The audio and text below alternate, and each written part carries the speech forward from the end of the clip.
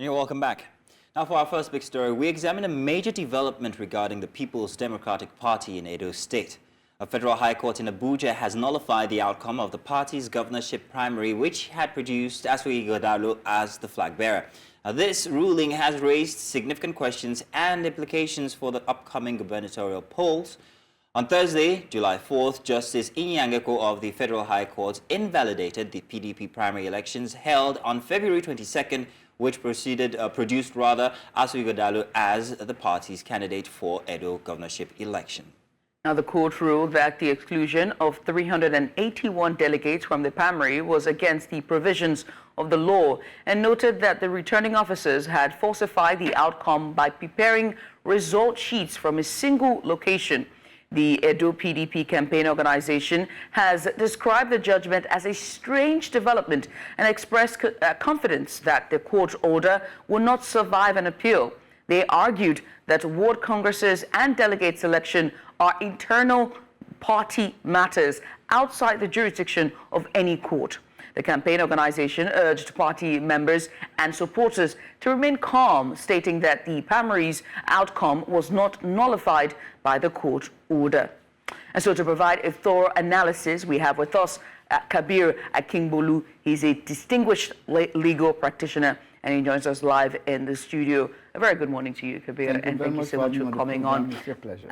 Let's just start, right? And let's start with just the significance. Can you explain the significance of the Federal High Court's ruling in favor of the 381 excluded delegates? Well, it's a very fundamental vices for some people to have been excluded. Let us start from the general position of the law. Under the law is that once in an election where some people are disenfranchised, or they are left out from the voting process, the entire process becomes a nullity. The first case of its kind was the case of Governor of Kogi State, Idris, an AMPP. It's about in Part 88 of the Nigeria Law Report. And that was the first of its kind in Nigeria that would say, once you exclude a candidate, then the election must be nullified and another one, should take place. Especially when you can prove that the number that were excluded were very substantial and it could have tilted the outcome of the election one way or the other. So in a situation whereby the political party itself is not conducting a foolproof democratic primary, then it's leaving room for opposition or for the aspirants to challenge the action in court. And if it goes against the party may be in soup. And what happened in Zamfara may happen. What happened in the what's the name of this other state can happen where they nullify all the other candidates. Now, in this case, it's off-season election, so it may not be as sweeping, as it was negatively in Zamfara. But what the law says is, once a candidate is found to be disqualified, you understand, it means they can no longer present the candidate for that election. But that's the reverse we're seeing now. We're seeing the PDP say, hey, he's still our candidate. Regardless of what the law or what the court said on Thursday, they came out on Friday to say that's not exactly what the court told us and that the media is misrepresenting that. Please, if you can clarify. Yeah, you see, as a lawyer who has been involved in this kind of thing for about 2 decades, election matters and all that, we know parties file petitions, or politicians file cases in court for different reasons. One of the reasons is to win through the court, to say, oh, they upturn it, they give it to me. The next one is to say, if I cannot do it, you too will not do it, or if you are doing it, you are not going to enjoy it, I will distract you. The most important one is to keep their supporters, to keep hope alive. Politicians are die-hard optimists. Even where there is no room, like they can still be telling you, oh, there is a road there and all that. However, we don't know what the Court of Appeal or the Supreme Court will say about it, but as it is now, we can discuss it based on the law that we understand.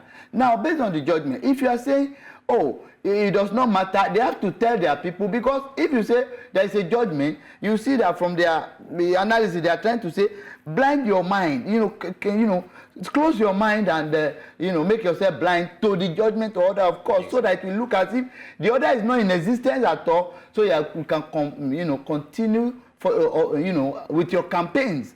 Because if they don't do that, all their supporters, at least half or 1/3 of them might have joined either Labour Party, APC, or some other political party. So to keep them, they have to give them that hope. That is just the truth. Very interesting that you say that, because then it begs to ask the question about the 381 delegates that was excluded. Now, the courts, given the court's directive, you know, that these excluded delegates must be allowed to participate in future primaries. What are the potential next steps then for PDP? Are they going to continue for the state PDP? Will they continue to play this look and don't see your ostrich game, as you say, where you bury your head and act like it's not there? It's the only game they can play. Otherwise, it will affect them negatively. So just the ostrich game of burying your head? They have to, because if they, for instance now, if they are just, oh, we have accepted, maybe we could quickly, if the time has not run against them, because there is a number of days by which you can also do primaries. It's 180 days by section 29 of the Electoral Act 2022 as amended, that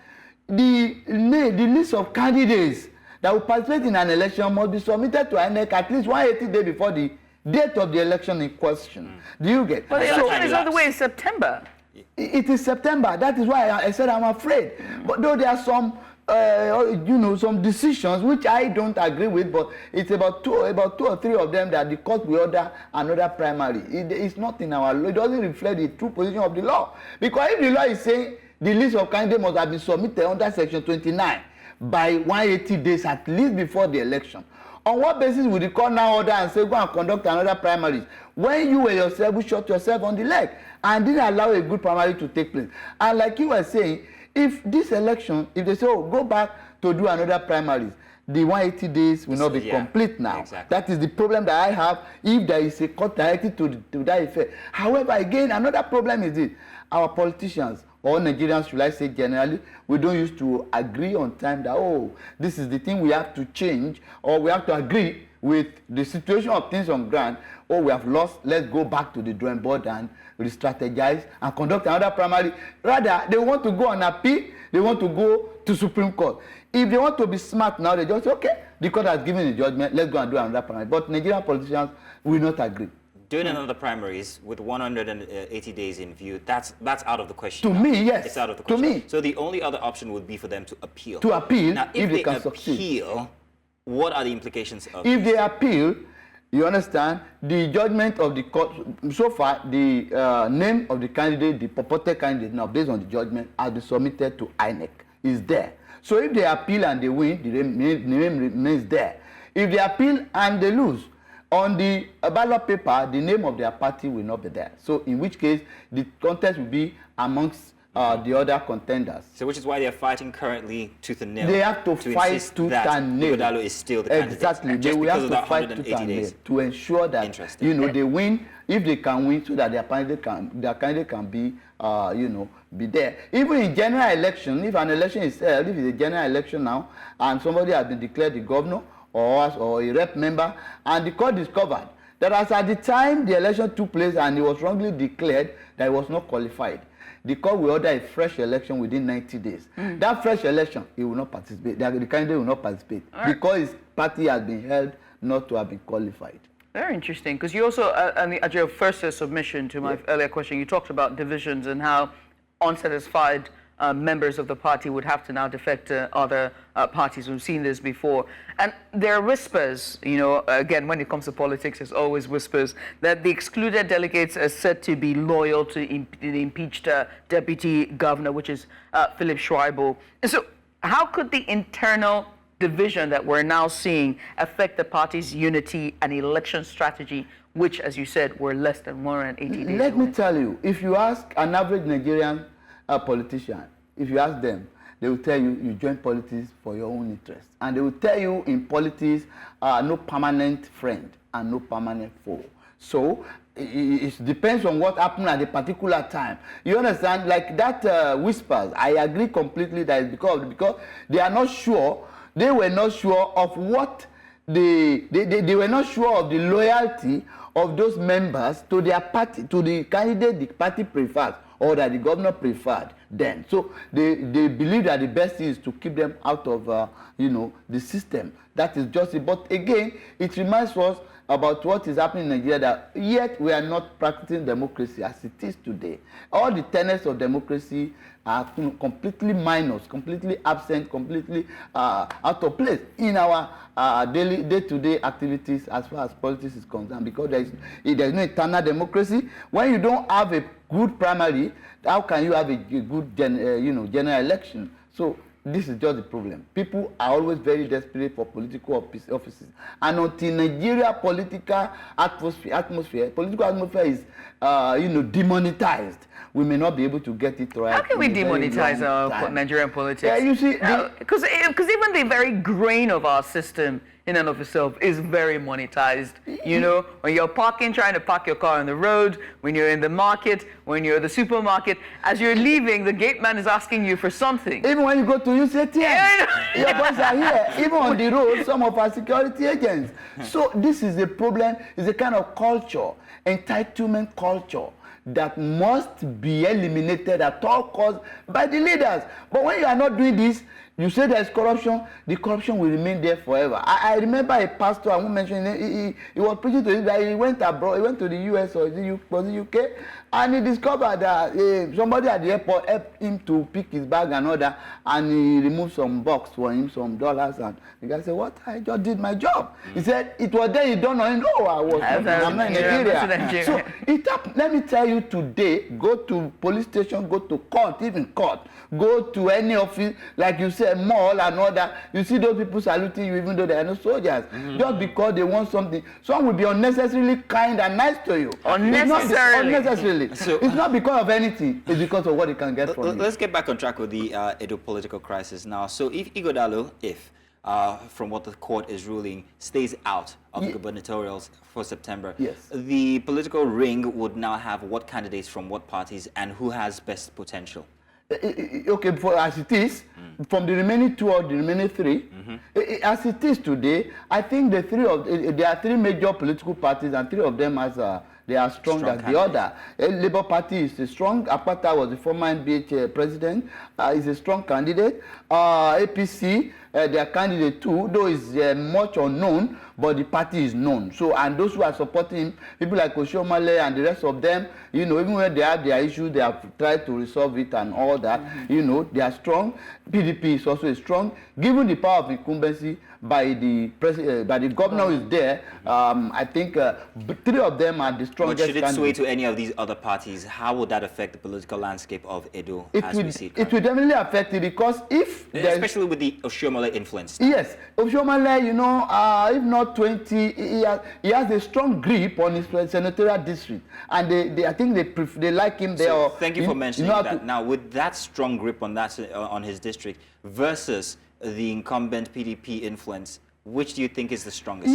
Let me tell you, I think it is stronger. It is stronger because... Which one in particular, PDP or... The APC now, APC. I think is stronger, if PDP is out. But if PDP is not out, it's neither here nor there between PDP and APC. Labour Party is trying to come up, and Labour Party will have been stronger, but the tempo of popularity or the tempo of, movement by the Labour Party during the presidential election is no longer there. It has dwindled. If it had remained the way it is, then it will be too early. It will be too early to call the shot. However, the way it is, I think it is now between the PDP and APC more likely. You understand? But if PDP is out, the another thing that will happen is this: the PDP are more likely to gang up together, to come together and queue behind the Labour Party candidate. That is, they will not queue before the APC, and that would be a very strong point for the Labour Party, and it may help them to carry the day.